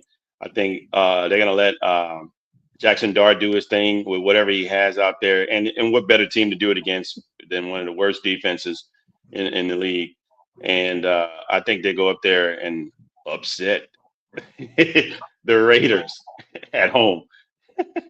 Watching this game, everybody, and they should, all parties involved should be upset, and so where they come to, and so yeah, I think. Listen, like James, Raiders, right? The remark just made, Raiders aren't tanking. They nearly beat Houston. That shows that they're playing till the end at least. Yes, but I'm saying, taking down their players like Max Crosby, they just decided to take him down. He's on. Yeah. Yeah, I can't argue. Giants could easily win the game. Anyone could win this game. Yes, and flip a coin. Again, it's probably going to be 3-2. A field goal and a safety. So I got New York. 3-1 homer and a 2-1 single. Anyway, next team that we have is the Pittsburgh Steelers at Cleveland. Steelers. Who'd you pick? I picked the Giants. I mean, okay, whatever. Yeah, I'm in the same line. I don't care, but I picked the Giants. Because I'm giving a shout out to Fern. That's why. Pittsburgh at Cleveland. Pittsburgh obviously needs to keep winning because they have a big matchup against Baltimore in the last game. So they need to keep winning. Who you got, Jack? It's not a big matchup against Baltimore if the Steelers win today. It's basically meaningless for the Steelers. Mm-hmm. They better win today. This is their best chance of winning the division. People think they have a cushion. They lose today, even though the game will be in Pittsburgh next week against the Ravens. Don't open the door for the Ravens, because if the Ravens have finally put it all together, they're a Super Bowl threat to win the Super Bowl. They are a legitimate threat, something the Steelers aren't.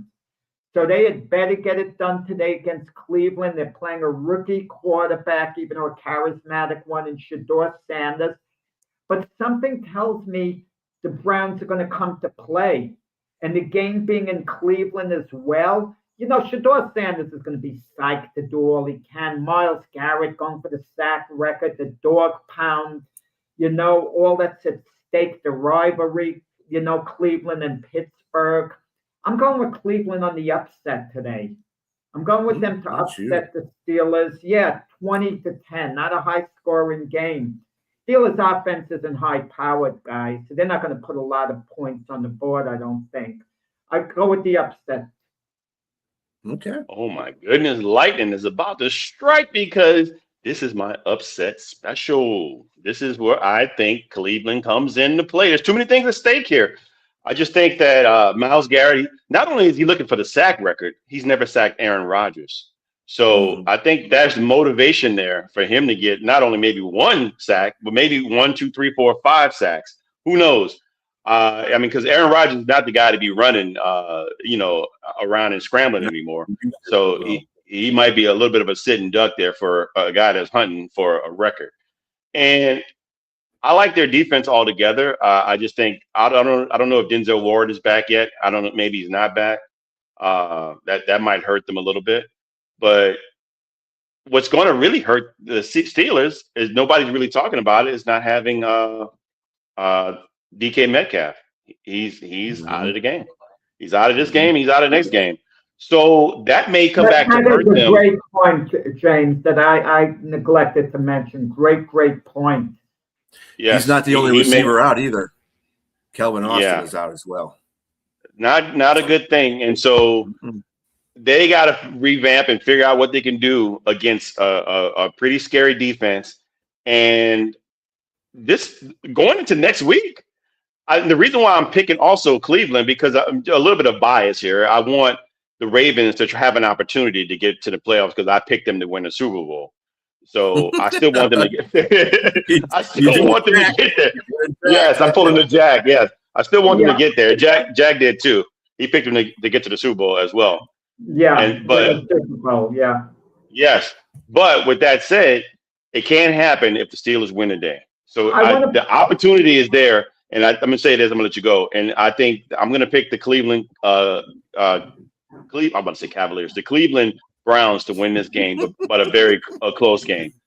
I want to point something out to Brian, which he might not realize. Maybe he does, maybe you don't. Aaron Rodgers, 1 year he won a Super Bowl with the Packers long ago, obviously.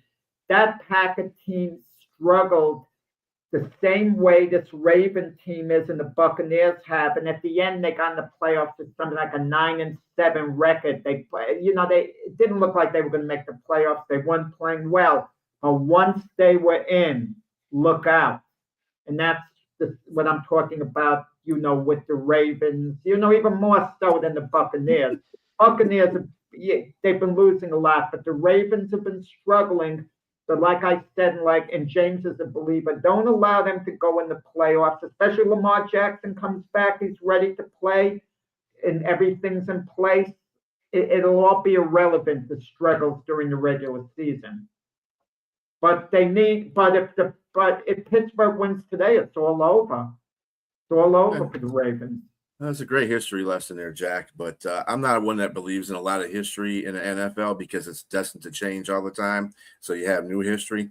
Every day's a new game. It's like any given Sunday. But the also thing about Cleveland, too, just remember Quentin Junkins is out, too, the running back. He got a bad injury that happened to him. So, I mean, with that being said, I like the defense a lot more than I like Pittsburgh's defense for Cleveland. And I think they're going to get it done. I'm also picking Cleveland in the upset just because I want the Ravens to win that division because I can't stand Aaron Rodgers. Anyway, that's my personal opinion. Anyway, next game on the slate is the New Orleans Saints going to Tennessee to take on the Titans. Who you got, Jack? I mean, I don't know. I can't, James could analyze it better than I can. I mean, I don't want to say two teams going nowhere this year, but the Saints have been playing well. They've put a streak of victories together. Both teams are basically on the same boat. I like the Saints a little more going forward, into next year. I kind of like their personnel a little better. I don't go in this Cam Ward hype like he's this big leader, this big franchise quarterback, like he's the next coming of Joe Burrow or someone. I don't buy into that with Cam Ward. We'll see what Cam Ward's going to become. The jury's very much out on him. Maybe he becomes a good quarterback, but he hasn't come close to, Jaden Daniels or CJ Stroud, what they did in their rookie year. He hasn't. But I'm going to go with the Titans to eke out a win over the Saints today, 20-19. I can't tell you why. I love how Jack just sets you up to think what he's going to say, and it goes No, I totally can't the tell you opposite why. way. It's going to be a close. Listen, they're evenly matched teams for now. I could have even though sworn the you're going to Saints are say it was playing going to be better. the Saints. No, I mean I like to listen. The Saints. I like what's going on with them this year lately. You know, you look at their individual pieces; they seem to be moving in the right direction. You know, I'm not saying they're going to be a playoff team next year, the Saints, but they've taken at least a step forward. If you look at increments where you need to get, you know, they've taken a step forward. I don't think the Titans have taken any step forward. But for one given game today, it's at Tennessee. You know, I think it's a game Tennessee could maybe eke out. Dang. Well, I will say that to have success, I agree with you. I think they've taken some strides and steps and going in the right direction. Because again, we talked about it yesterday on the debate show.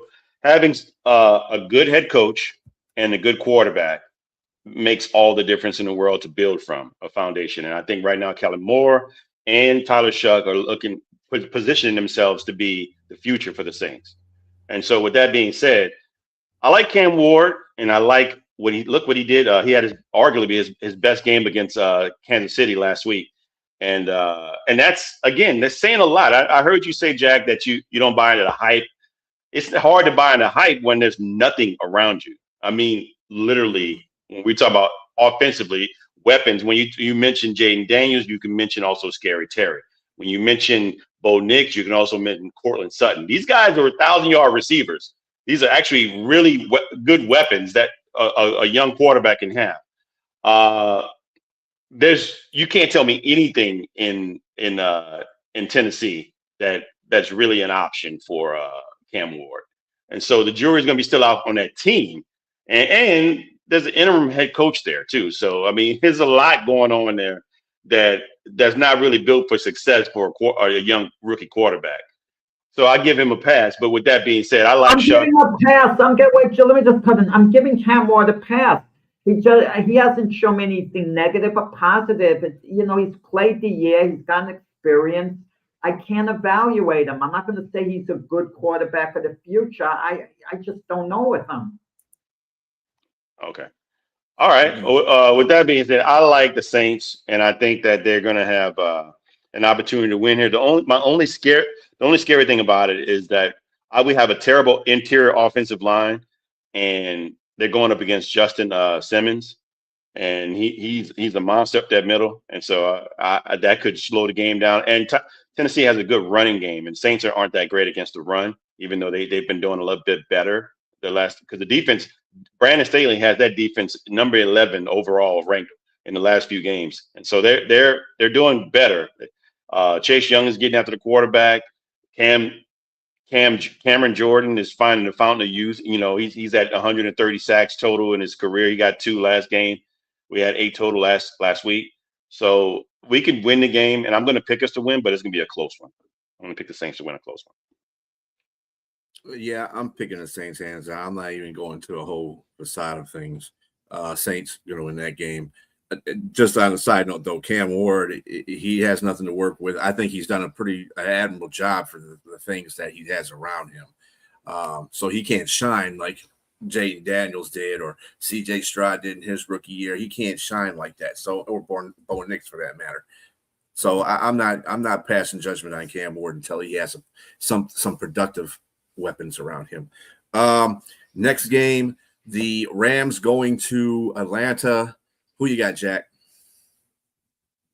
I mean, the Rams should win this game. If any team's not playing for anything at all, you get the feeling it's the Rams. It's the Falcons. Excuse me.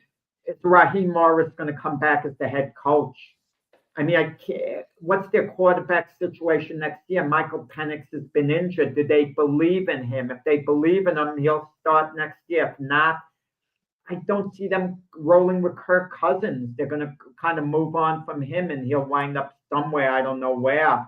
And the Falcons, every year they disappoint us. Every darn year.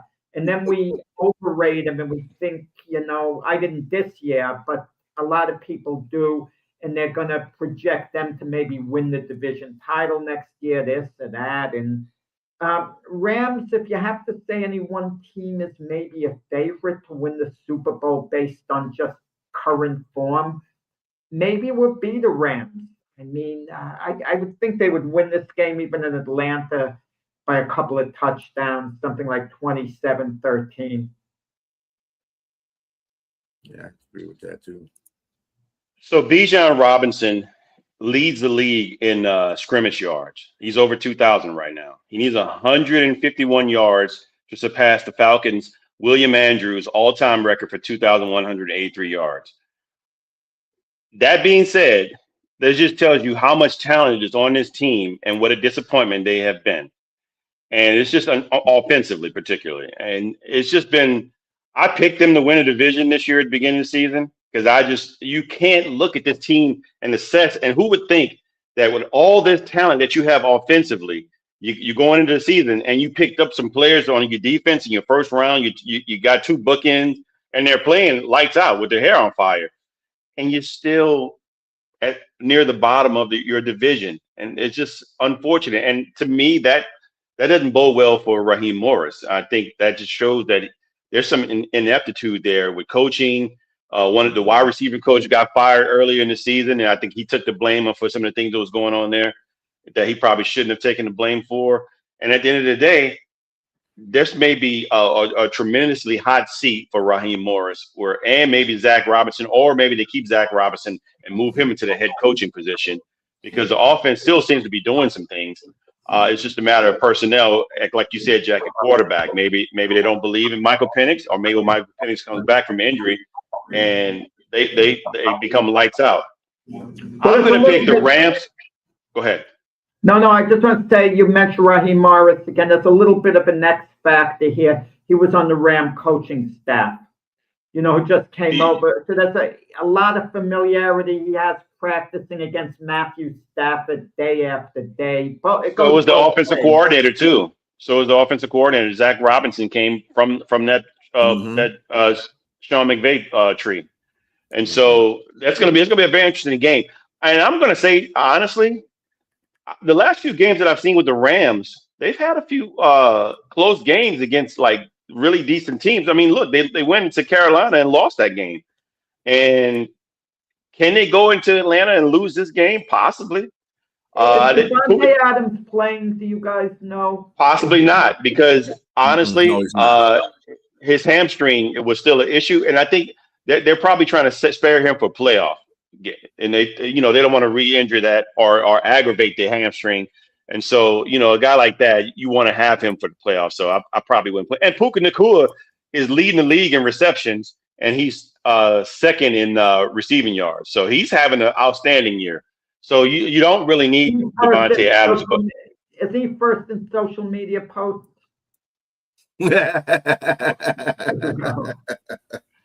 That's hilarious. That's pretty funny, actually. But with that being said, and the Rams have a good running game too. But I'm going to pick the Rams here because I think they're still trying to keep in that race for first place. But it's going to be hard. I wouldn't be surprised if Atlanta just comes out and show a really good game. But I'm going to pick the Rams in a close one here in Atlanta. I think that this is the same kind of game that they fell in the trap to against Carolina. Okay, they had to go all the way to the East Coast to play an NFC South team. Carolina to me is a better team than Atlanta. So Stafford really made that game bad. He threw 2 interceptions and lost a key fumble on a drive to win the game. And you can't do that. And I'm thinking Stafford is like, you know what? I remember what happened when we went to Carolina. I ain't going to let that happen this time. I think Stafford is going to light that Atlanta defense up. I'm sorry. They're going to light them up. I just think that's just – and really, Seattle, when they lost to Seattle, Stafford lit them up too. And he had no interceptions or nothing. So you can either, win by Stafford and or lose by Stafford doing all that crazy stuff, or you can lose by Stafford doing the greatest stuff. It depends on whatever defense the Rams show up, because that was a defensive meltdown and a special teams meltdown by the Rams against Seattle, because they should have won that game. But I just think there's too much talent right now. I think the Rams are just getting into that focus mode. It might be a little bit more difficult without Devontae out there, but still they can win games. I'm going with the Rams on that one. All right, so we got 2 games left. Both of them are real heavy-hitting games. We got Philadelphia at Buffalo. Who you got here, Jack? Yeah, I'm going to go with Buffalo. The Eagles, we were talking a couple of weeks ago whether they were starting a free fall the way they did last, 2 years ago, last year they won the Super Bowl, of course, in between Super Bowl appearances. And then they won a couple of games, looked fairly good, but against a couple of the weaker teams. Certainly something Buffalo isn't going to Buffalo to play. I don't think it matters that much if the Eagles lose. It's how they lose. If they lose another close game, if they lose something like I think they will, maybe 30-24 in overtime, it's not a big deal as far as their current state goes, as long as they're competitive.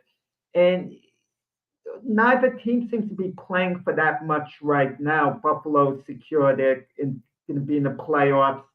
The Eagles have their division won. So I think it's a question of just pride. 2 of the elite teams playing, the competitive nature comes out. And I'll go with Buffalo to win in Buffalo there. Like I said, something like 30-24.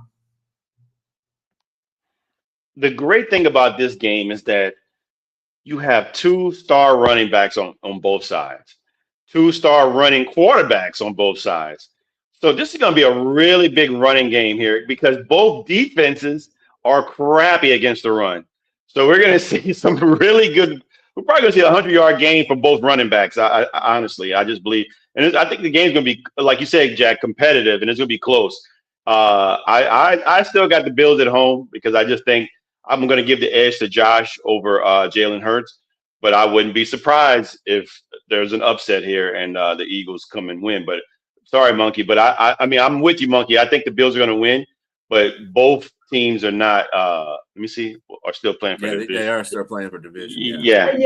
So, Come on, we're not talking mathematically. We're talking about logically. Teams know what's going on. I just want to say one thing. I always talk about A.J. Brown, Devontae Smith, the wide receiver, Saquon Barkley, great running back. Dallas Goedert, we got to give him his due. He might be Jalen Hurts' favorite weapon of everyone at this point. Last year, obviously, it was Saquon Barkley, but Dallas Goedert is the guy. That's his Jalen Hurts' security blanket on the team. They're tight end. I wanted the Saints to pick him. I wanted the Saints years ago when he first came out. I wanted them to draft him because he was like I think South Dakota or North Dakota, whoever the Jackrabbits are. I think he played for them. But anyway, North Dakota. Yeah. Yeah, I think it's North Dakota too. I'm not sure. It's one of those two, because they're both good teams. But he was a beast coming out of there, man, and it's come to fruition. He was a great pickup for them, and he's been a great addition to that team, since he got drafted there. But yeah, I got Buffalo still. Yeah, I got Buffalo as well. Buffalo's got to get that run defense shored up by the playoffs. I'm sorry, Monkey. If they cannot stop the run, they ain't got no hope in the playoffs, because that's what these teams are doing. They're going to run right at you. And especially if Baltimore gets in there again, yeah, I think Henry's going to learn from his first experience in Buffalo. He ain't going to do that again. But, yeah, Buffalo has more to play for. And you can say whatever you want to say, Jack. Technically, the Patriots can lose a game. That's what's going to come down to. They got to beat. They already, they're 1-1 in the division against each other. This is going to be for division. They got to keep winning in order to win that division. So this is a game I think they can win. I think Philadelphia they're going to ho hum it, because right now they can't. I mean, they can possibly get a second seed, but I'm not seeing that happening in the next 2 games. I mean, they do got to play the Commanders again, but I don't think they're going to beat Buffalo to do that. I think they're going to be happy in their third seed. So I got Buffalo. Next game, I think it's going to be one of the games of the week as well. Chicago at the 49ers. Chicago's already wrapped up their division. However, Chicago's one of those 4 teams that are trying to vie for that number 1 seed. And guess who they're playing? The other team that's trying to vie for that number 1 seed in San Francisco. And they're going to San Francisco. Now, Kittle may not play in this game. He isn't going to play in this game. Who you got, Jack? Yeah, I'm glad you mentioned the number 1 seed because that's what teams are going to put out more for. Not so much winning the division. Winning a division is nice. Seeding is nice, and then it can get you an extra home game. But teams know you get the bye. You have to win 2 games to the Super Bowl as opposed to 3 otherwise, okay? Mm-hmm. And those 2 games are both home games. You don't have to travel. You don't have to get on a plane. They're going to play. You play hard for that. Winning the division, maybe you put out a little more, but it's not nearly as important. 49ers, what can I say about them? They've not only been winning their games, they've been doing it decisively. They're the ultimate slip under the radar team this year. And Brock Purdy's got it all together. So when Mac Jones was playing well, and they were winning with a backup quarterback, maybe the Niners were making Mac Jones look good as opposed to vice versa. Because Brock Purdy's at the top of his game. What could I say about the Bears? You know Ben Johnson better than you know James and myself as years at the Lions. I like the Niners in this game at home. I trust them a little more to win 33-20. For the Bears, they've won their division now. To me, they're playing with house money. The year has been a major success no matter what. Not that it hasn't been for the Niners, but the Niners have that void missing out on the Super Bowl. A lot of us thought their window is closed. I thought their window closed. Apparently, it hasn't closed. So, but I like the Niners in this game, 33-20. So, what you said about Kittle, if he's not playing, that's going to be a big deal, man. I hope he plays because I want to see all out for both. Yeah, he's ruled out. Yeah. Oh, he's been ruled out? Uh-huh. Yeah, that's gonna be tough. They got good wide receivers, but it's not. It's a total mismatch when he's in the game, man. That's not a good thing. And look, as great as Christian McCaffrey is, he's averaging 3.7 a clip, running. So he's taking a lot of carries and he's taking a beating, and he's still a great running back. But to me, he's not the same dude he was maybe 5 years ago, like sort of like Alvin Kamara. In New Orleans, it's just not the same. And so with that said, I like the Bears. Now, is Roma Dunze playing or Luther Burden? He's out too. Both those guys, Luther Burden too as well? I got to see about Burden, but Dunze is out. Yeah, he was out. Right. Yeah, but Burden's out too? Burden might be back in. I don't see him on an injury report, so he's probably back. Okay. Yeah, I don't see him on the injury report. This is going to be a running game. Yeah, DJ Moore and Caleb Williams showed something in that last game they played, man, in the overtime. And I think they want to continue that. I think that's that inspires teams. When you can win like that, it gives the team a little bit more motivation to say, you see where we are, we're on the cusp. We're on the cusp of getting that 1 seed if we can get it. We're there, and I'm pretty sure having a coach like Ben Johnson, he's radical, man. If you see how he celebrates with those guys and everything like that, man, they're believers. They bought in, and I think they're gonna go there and upset the 49ers. That's my take, and I'm sticking with it. That's your take, and you're going to stick with it. Just remember something though, that San Francisco still has CMC, and that dude's kind of hard to stop. I like San Francisco only because it's at home. I think San Francisco is focused. Now, not to say that Chicago's not, but I want to see what happens. And you clinched the division, okay? So they already clinched the division because Green Bay is a failure at life, and Chicago clinched the division. let me see if he can put that motivation in a team like Dan Campbell did in the prior years when the Lions were winning games. Because there's, when Lions clinched their division the first time, there was a couple games they didn't really have to, they weren't they didn't have to motivate for it, but they won those games because that's what Dan does. He motivates you to win them. He didn't care. You're playing. You're going to play. I don't care how good. So let's see if Ben Johnson has that same motivational feature with the Chicago Bears. That'll be interesting. That's why I think this is going to be a really good game. It's going to be a really close game. I think both teams, they're gunning for that number one spot. Chicago definitely needs to go for that number one spot. I don't see them going to the Super Bowl. I don't think anybody out of the NFC North is going to the Super Bowl, but Chicago will make it challenging. That's for sure. But I do see San Francisco winning this, by about field goal or something like that. I just think at this time of the year, and Doomsday is going to matter too. I think that's one of the things that you have to realize. And Doomsday is going to matter one of these times, and this is one of the times he needs to matter, but he's not going to be there. So that's why I have San Francisco.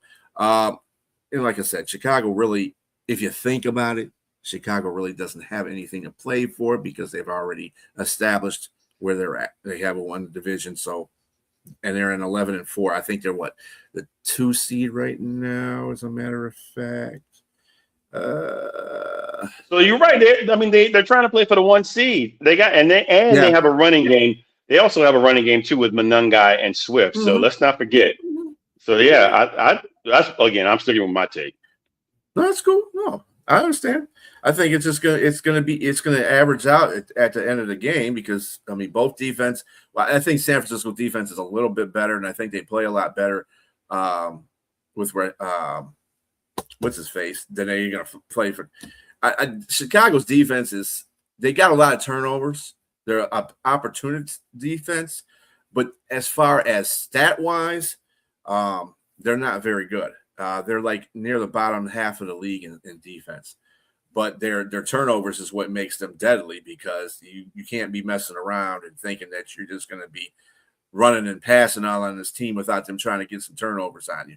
So they're very focused in that area. I think that's what happened. Like I said, when you have AG and you have Ben Johnson, you can see some similarities to what Dan Campbell did with the Lions in both of their teams. And I think that's one of the things that Dan Campbell did with the Lions, too, is he focused on the turnovers in the first couple of seasons, and that's what they were doing. That's why they were so successful. And Ben Johnson is doing the same thing. He knows his defense ain't the greatest defense, but if you put yourself in those opportune moments, you'll be able to get some stuff done. So, like it could go either way, this game, but I'm picking San Francisco because they're at home.